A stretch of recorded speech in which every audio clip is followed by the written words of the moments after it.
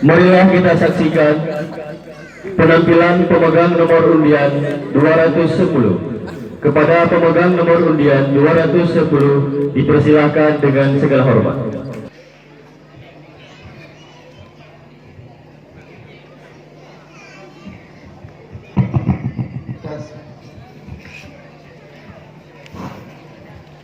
Assalamualaikum warahmatullahi wabarakatuh.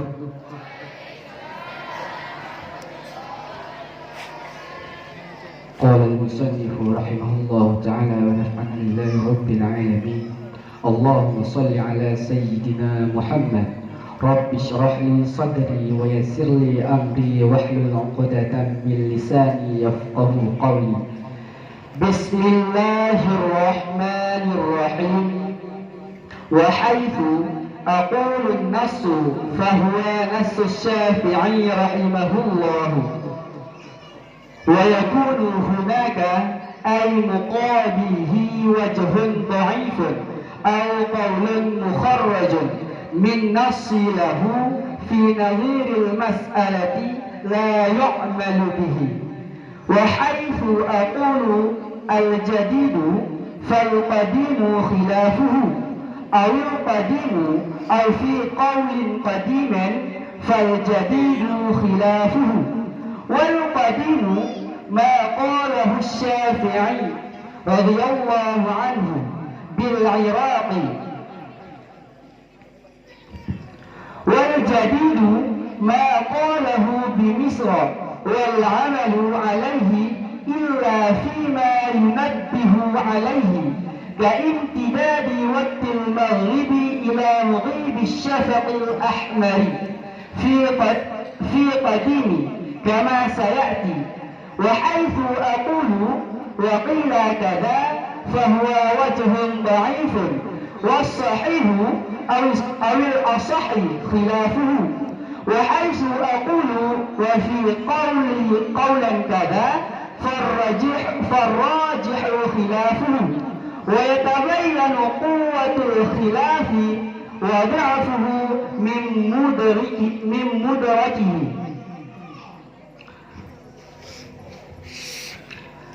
Bismillahirrahmanirrahim. Dan sekira-kira aku kata akan nas, niscaya maka bermula dianya nas, itu nas Imam Syafi'i rahimahullah, dan adalah di sana artinya muqabilnya nas itu wajah dhaif ataupun qaulun mukharraj daripada nas baginya Imam Syafi'i pada banding masalah yang tidak beramal dengannya qaulun mukharraj.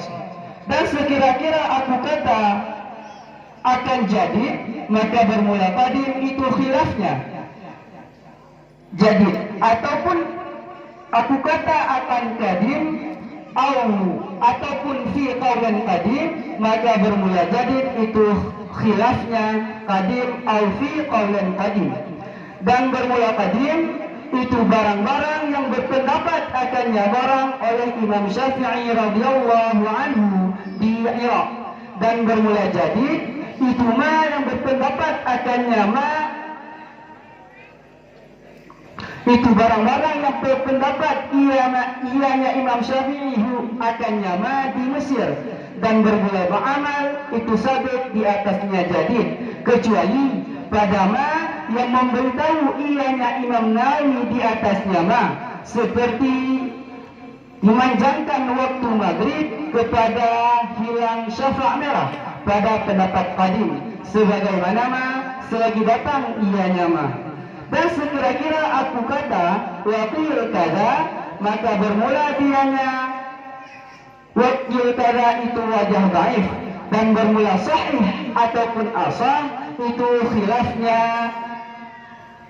Dan sekira-kira aku kata wa fi qaulan kada, maka bermula yang rajih itu khilafnya.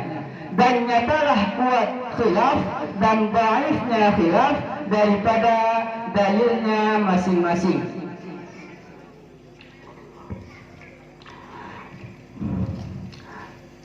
Sekira-kira Imam Nawawi mengatakan dalam mukhtasarnya nas maka nas tersebut dinisbahkan kepada nas Imam Syafi'i rahimahullah, dan adalah di sana yaitu mukabilnya daripada nas adalah wajah dhaif ataupun qaulun mukharraj daripada nas baginya imam. Dalam artian kata qaulun mukharraj ini merupakan pendapat yang dikeluarkan oleh sahabat-sahabatnya Imam Syafi'i daripada nas Imam Syafi'i pada banding masalah dan tidak beramal dengannya qaulun mukharraj. Dan sekira-kira Imam Nawawi mengatakan jadid, maka jadid tersebut merupakan khilaf daripada qadim. Dalam artian kata, qadim merupakan khilaf daripada yang jadid. Ataupun jika Imam Nawawi mengatakan qadim ataupun fi qaulin qadim, maka itu merupakan khilaf daripada pendapat jadid. Apa itu? Sekira-kira tadi kita katakan qadim dan jadid. Timbul pertanyaan, apa itu qadim? Pendapat qadim adalah pendapat di mana Imam Nawawi berpendapat di ketika beliau masih berada di Iraq. Dan sedangkan jadid adalah pendapat-pendapat yang dikeluarkan ataupun dikemukakan oleh Imam Nawawi pada saat beliau di Mesir. Timbul pertanyaan, di manakah, apakah jadid ataukah qadim yang kita beramal? Maka jawab, wal amalu alaihi, kita beramal di atas pendapat jadid. Kecuali pada masalah-masalah yang mana tersebut memberitahu yang melalui, dalam arti kata dalam masalah tersebut ada satu permasalahan yang mana Imam Nawawi memberitahu bahwa pendapat jadid adalah pendapat yang kuat. Sebagaimana contohnya yaitu seperti memanjangkan waktu maghrib kepada hilangnya syafaq merah. Ini merupakan contoh daripada pendapat qadim yang dinaskan oleh Imam Syafi'i, yaitu pendapat kuat. Nanti selagi akan datang pembahasannya. Dan sekira-kira apabila Imam Nawawi mengatakan waqi'u kaza, maka kira tersebut merupakan pendapat yang lemah. Sedangkan muqabilnya itu sahih dan asah, itulah pendapat yang kuat. Dan sekira-kira Imam Nawawi mengatakan fi qaulin kaza, maka yang rajih pula adalah lawannya daripada fi qaulin kaza. Nyata, dalam arti kata kita tahu kuat khilaf ataupun lemahnya khilaf itu kita tahu daripada dalilnya masing-masing permasalahan. Kesimpulannya, apabila Imam Nawawi mengatakan nas, maka tersebut merupakan nas yang dinisbahkan kepada Imam Syafi'i, yang mana adalah di sana yaitu muqabilnya wajah dhaif dan qaul mukharraj, yang kita tidak boleh beramal dengan muqabil tersebut. Dan apabila Imam Nawawi mengatakan jadi adalah pendapat yang kuat, yang mana pendapat tersebut yang dikemukakan Imam Nawawi di ketika Imam Nawawi berada di Mesir, dan itu merupakan pendapat yang kuat apabila dikhilafkan dengan pendapat qadim, yaitu pendapat yang dikemukakan oleh Imam Nawawi di Iraq, yang mana apabila beradu di antara pendapat jadid dan pendapat qadim, kita mendahulukan pendapat jadid, kecuali pada masalah-masalah yang Imam Nawawi memberitahu bahwa pendapat qadim merupakan pendapat yang kuat. Seperti contoh tadi, yaitu memanjangkan waktu maghrib sehingga terbit hilangnya syafaq merah. Dan setelah Imam Nawawi tadi mengatakan qilqada, maka tersebut merupakan wajah lemah, dan khilaf daripada qilqada yaitu asah ataupun sahih adalah pendapat kuat. Begitu juga apabila Imam Nawawi mengatakan fi qawlan kala, maka fi qawlan tersebut merupakan wajah dhaif, dan lawannya yaitu masyhur dan azhar adalah pendapat kuat. Dan nyata kuat khilaf daripada masing-masing atau dhaifnya khilaf daripada masing-masing tergantung dalil yang dibawa daripada permasalahan masing-masing.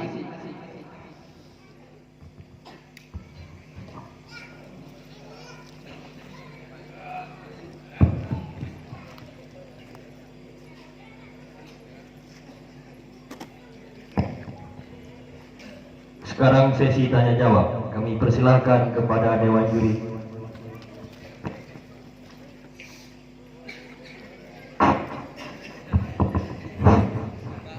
Assalamualaikum warahmatullahi wabarakatuh. Para penonton yang terhormat, jadi pada malam yang berbahagianya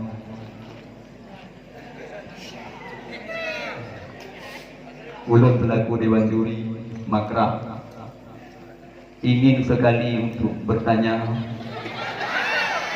dikarenakan lamati kamu belum kah? Yang bertanya bukanlah ahli untuk bertanya, tetapi yang menjawab dialah ahli dalam menjawab. Maka dalam hal demikian saya bertanya, tunggu yang menjawab.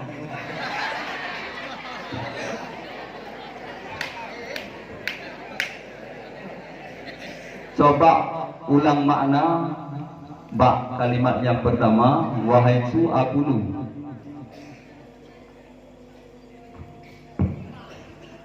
Dan sekira-kira aku kata akan nas, niscaya maka bermula tiada nas, itu nas Imam Syafi'i rahimahullah. Niscaya maka, ya, semangat.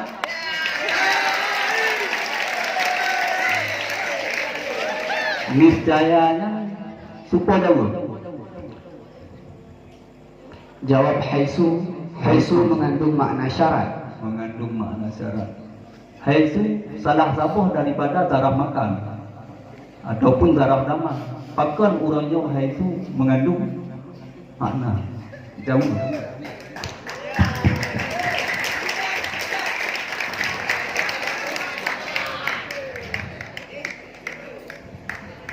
Ulang soal, boleh? Haisu merupakan zaraf zaman ataupun zaraf makan. Pakan haisu tersebut urangnya kandung makna jauh. Dua syarat yang kandung dari haisu.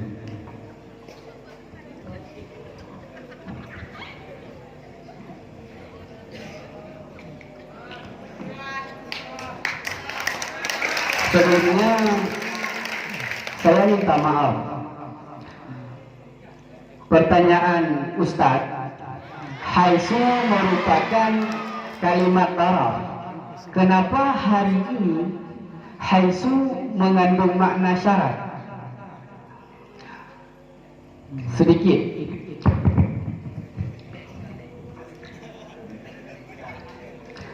Man isim mausul, tetapi man mengandung makna syarat. Kalau menurut saya, dengan tidak mengurangi rasa hormat kepada Ustaz, al-aslu la yus'al, yang sudah asal tidak perlu dipertanyakan.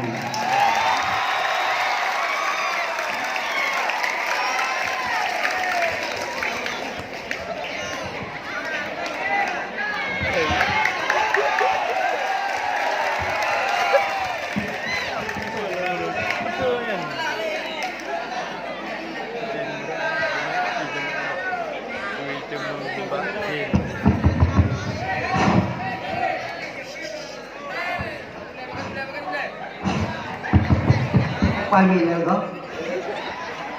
Assalamualaikum warahmatullahi wabarakatuh. Waalaikumsalam warahmatullahi wabarakatuh. Jadi untuk menjawab daripada pertanyaan tungku yang nak diadah pentas, jadi menangkut dengan haisu. Haisunya baru dikandung makna syarat apabila dikatakan dengan haisuma. Tapi apabila haisunya yaitu haisu dotok, maka dia tetap darah zaman ataupun darah makan. Yang gebina dia ada gemah, dia ada patah, ada kala dia ada kasrah.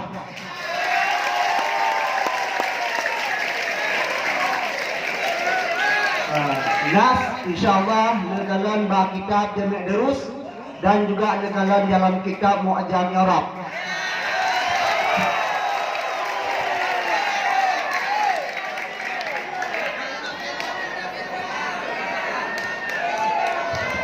Lanjut Muhammad.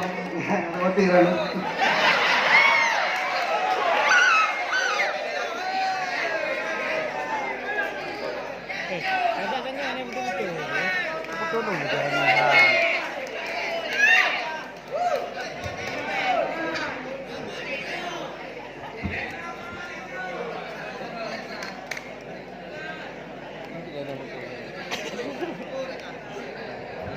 Duburita dulu.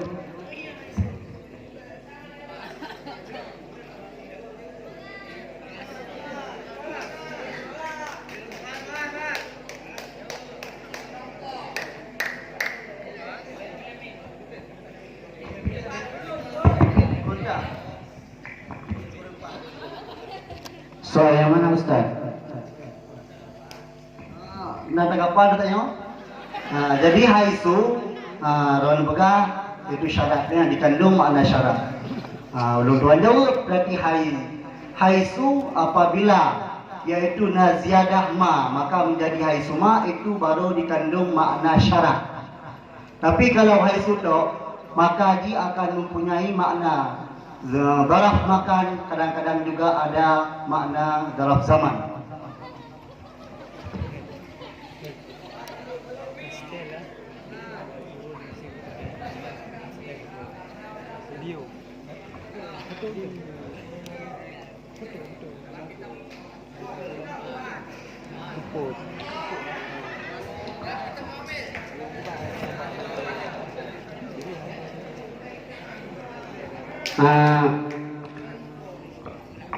Ya, saya pun juga punya referensi. Saya tahu apabila haisu adalah diterapkan dengan ma dalam kitab Sawi Tafsir Jalalain juga begitu. Cuman karena di sini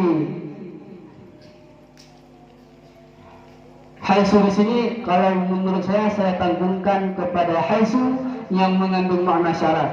Kalau memang Ustaz tanya kenapa alasannya, berarti untuk soal ini saya pas.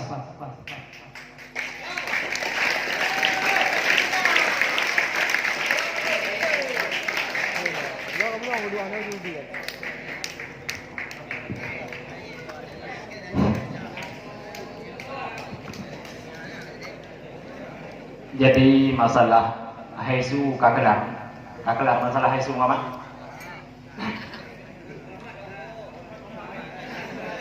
Jadi seputar usul fiqh lunut mayang bacut wal amalu alaihi illa fima yambihu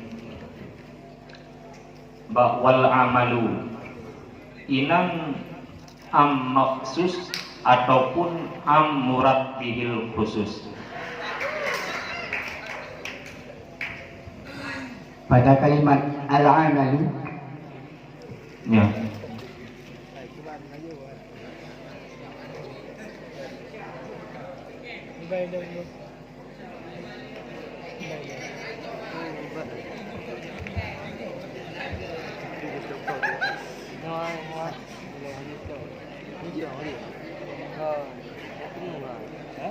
am murad bil khusus.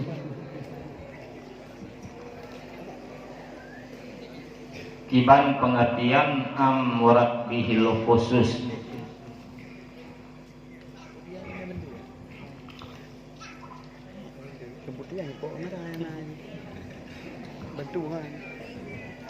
Lafaz yang dimana lafaz tersebut mengandung makna am, tetapi yang dimaksudkan kepada yang terkhusus. Lafal am kendaki khas, Ya, berarti majaz.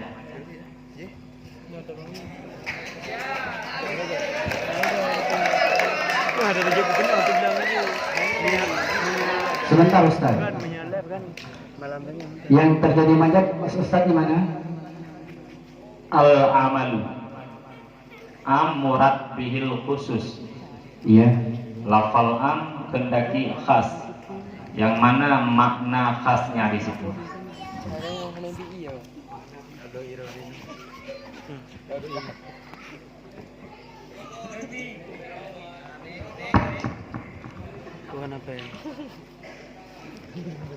Kehendaki khususnya yaitu kepada pendapat qadim yang dinas Imam Syafi'i kepada kuat pendapat tersebut.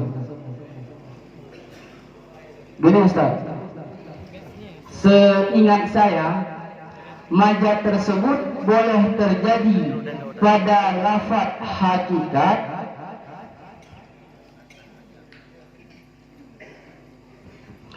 Seingat saya am itu boleh terjadi pada lafaz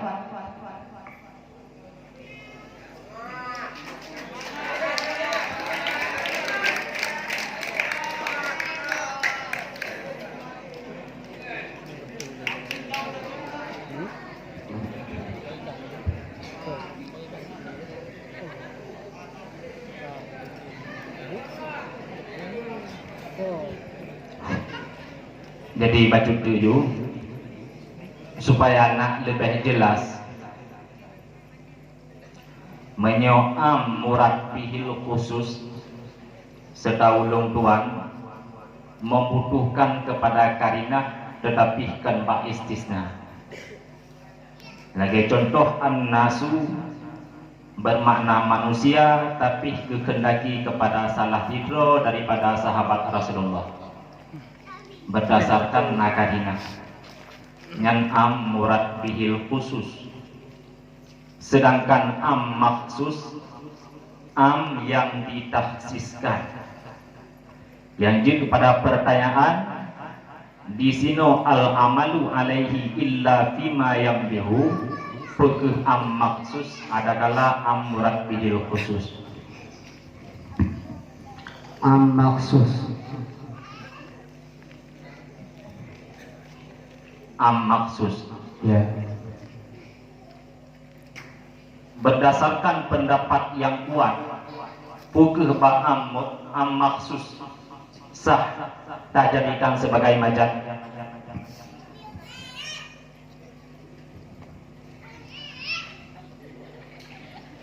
Sekali lagi.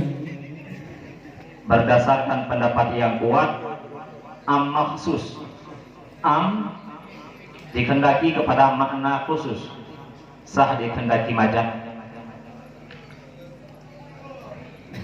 Seingat saya dalam kitab Ghayah Usul di situ tidak berbicara tentang am maksus ataupun am murad bil khusus yang telah saya dapatkan. Apakah boleh untuk kehendakikan maksus pada boleh itu majaz. Tetapi yang saya dapatkan kalau majaz tersebut boleh terjadi, am itu boleh terjadi pada majaz dan boleh terjadi pada hakikat.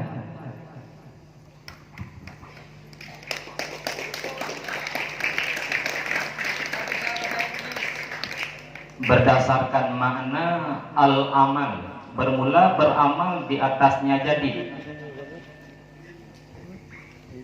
umum, yang namun yang dimaksudinan hana mandum amal di atas jadi. Berarti kata-kata al-amalu alaihi hancur tak pahami secara umum. Kebukti karena naikun illa fima yang bihu berarti mufumji al-amalu alaihi inan payah bertanggung hana mandum amal di akhir jadi, tapi kadang-kadang na payah beramal di akhir tadi. Berarti apabila sebuah lafal yang umum lafalnya, sedangkan dari segi makna hansah dan lagi kepada umum harus dikhususkan. Bukinan hana terjadi majat lagi. Nama wudi'atlah.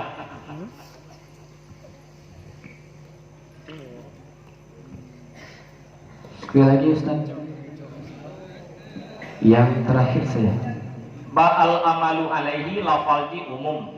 Berdasarkan karinah uku karena kata-kata illa fima yang biu, maka al amalu alaihi hansah tak kendaki makna secara umum.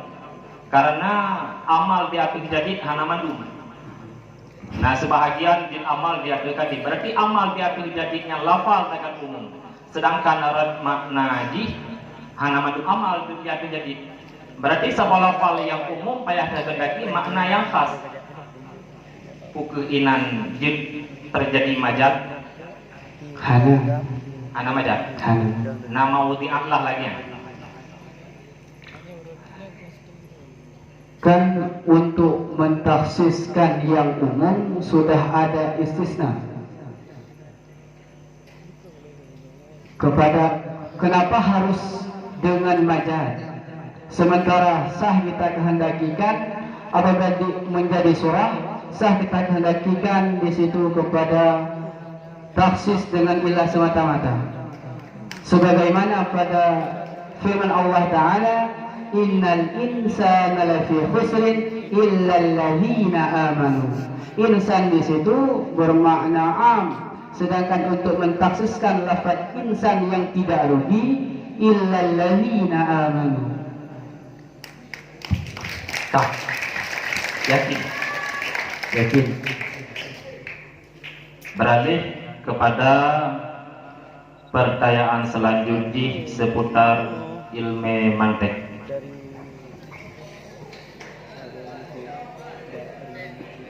Al-Maghrib nisbah lafal terhadap makna nafiqah,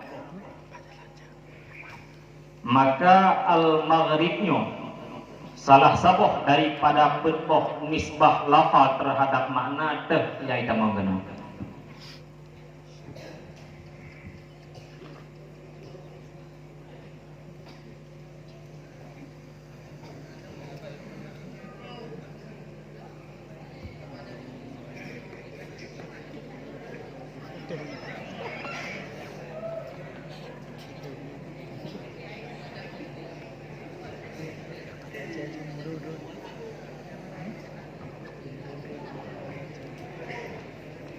Jelas pertanyaan? Payah ku jelas lah. Sudah itu. Nisbah lafal bagi makna napetboh. Supaya anda lebih jelas lah. Yang pertama ittihad lafal dan makna, dan yang kedua ittihad lafal ta'adud makna, dan yang ketiga ta'adud makna ittihad lafal, dan yang keempat ta'adud makna dan ta'adud lafal. Maka kata-kata al-maghribnya nisbah lafal terhadap makna yang kali lu sebutkan sanyo ho ya ita mong dalam salah saboh petbohnya ada kala ita mong bangput dalam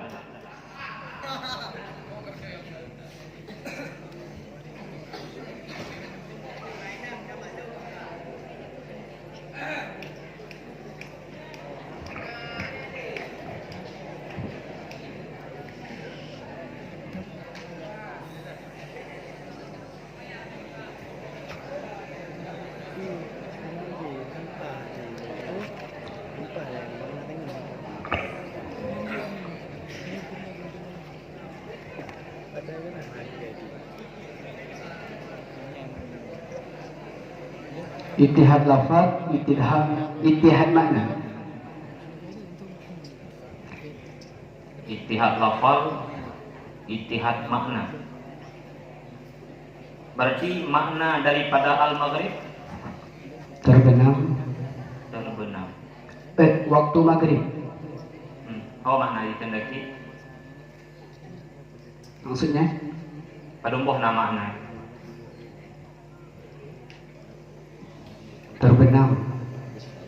Terbenam do. Iya. Jauh.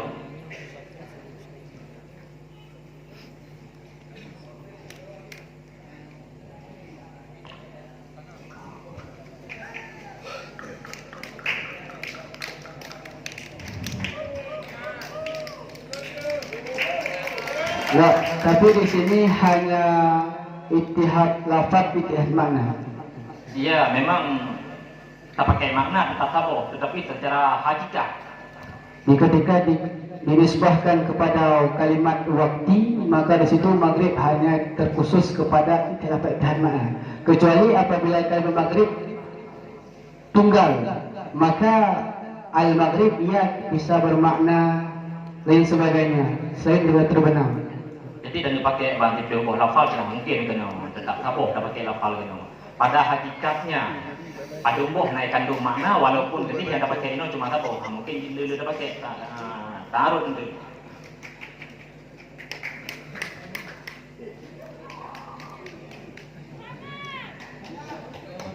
Tapi saya yakin ini adalah ittihad makna. Lafal yang mana kayak gini. Ya.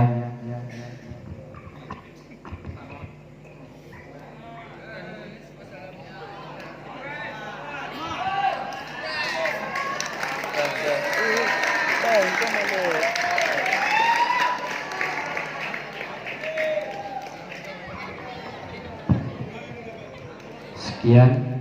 Assalamualaikum warahmatullahi wabarakatuh. Waalaikumsalam warahmatullahi wabarakatuh.